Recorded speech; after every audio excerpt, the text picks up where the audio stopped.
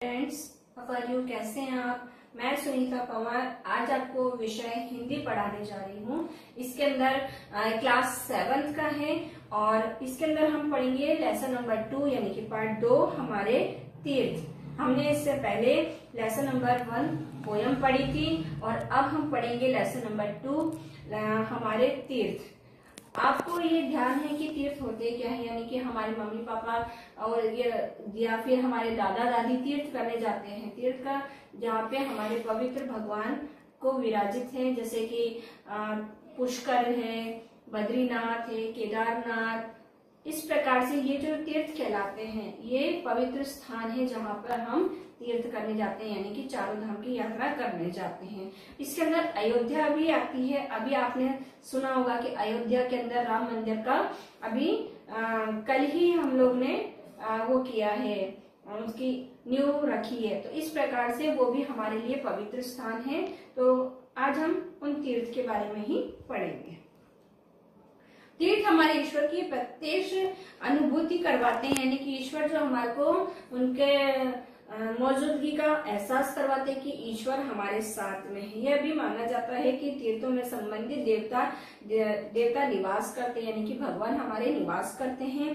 यही तीर्थों के महत्व तथा उनकी पवित्रता का द्वैत है। परंतु दुख की बात यह है कि तीर्थों में ठग विदेशी विविध वेश धारण करके श्रद्धालुओं को श्रद्धा का अपहरण कर लेते हैं, यानी कि बहुत से लोग ढोंगी लोग जो होते हैं वहां पर जाके और लोगों को ठगते हैं, यानी कि हम आपको ये पूजा करा देंगे, वो पूजा करा देंगे और लोगों को ऐसा धोखा देके उनको ठगते हैं।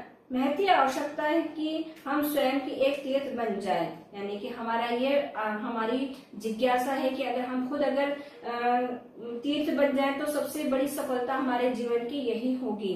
तब तो जीवन सफल होने में कोई भी संदेह नहीं होगा। अयोध्या सरयू अब घाघरा के दक्षिण तट पर स्थित है, यानी कि आपको मालूम है कि अयोध्या नगरी जो है सरयू नदी यानी कि घाघरा नदी के यानी कि दक्षिण तट पर स्थित है और इसे मोक्ष की नदी भी कहा जाता है। अयोध्या भारतीय संस्कृति का प्रतीक है। देश के संवत प्रत्येक राजा महाराजा और धनगढ़ घरानों के यहाँ भवन का निर्माण करवाया, यानी कि राजा महाराजाओं ने यहाँ पे काफी महल बनवाए गए और गढ़ भी बनवाए गए।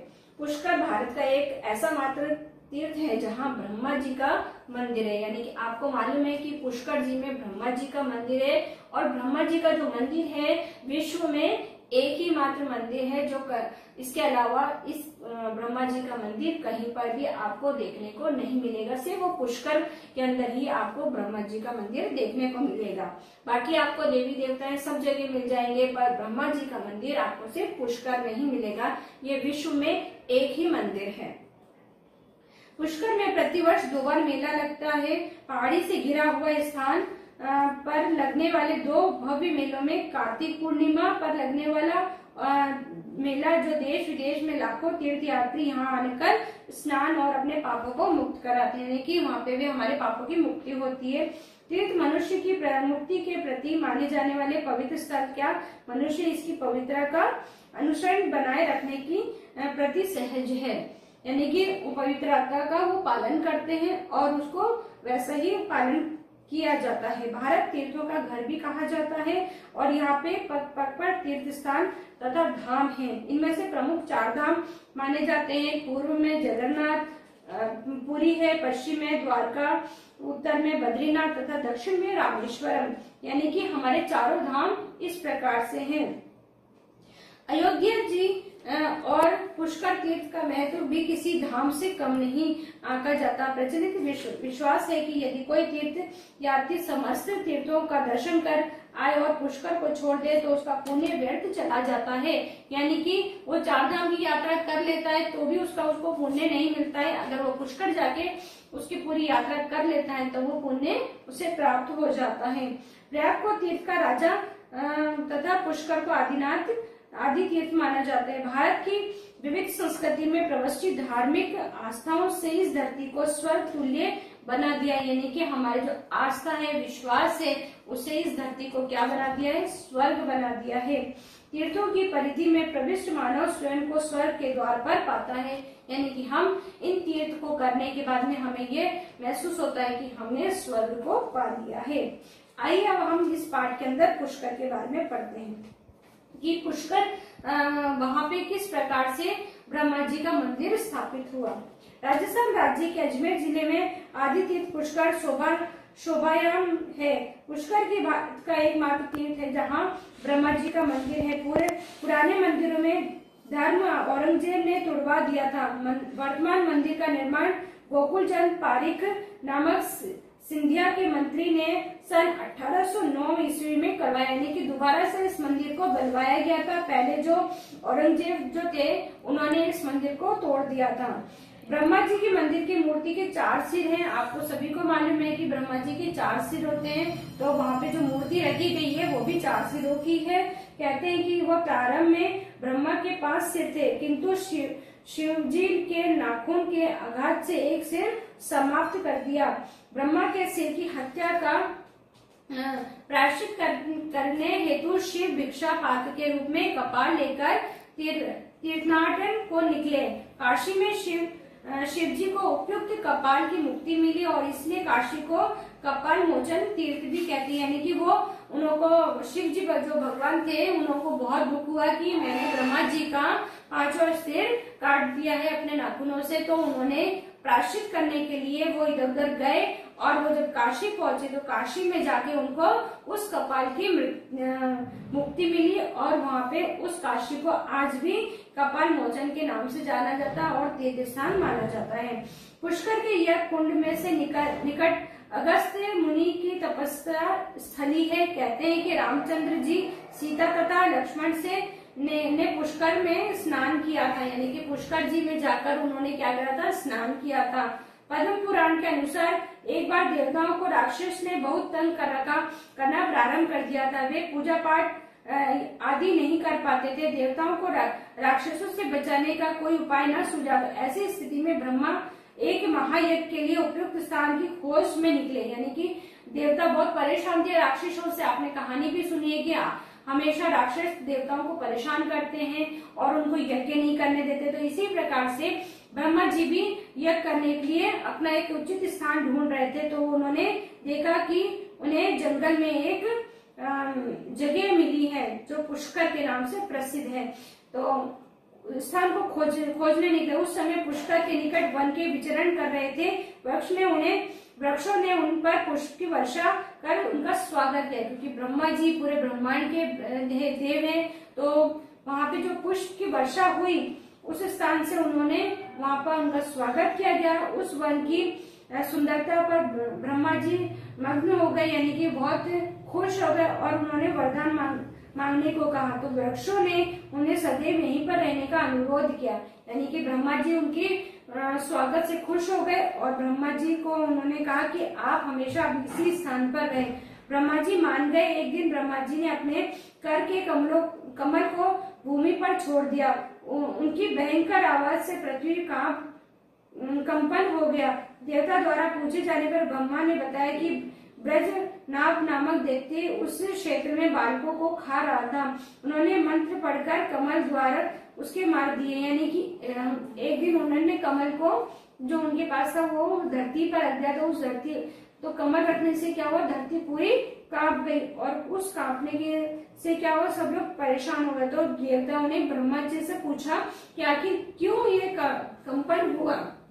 तो उन्होंने कहा कि यहाँ पर एक ब्रज नामक जो दैत्य है, राक्षस है, वो बालकों को खाता है, जिसके कारण मैंने ये कमल द्वार उसको मारने के लिए रखा है।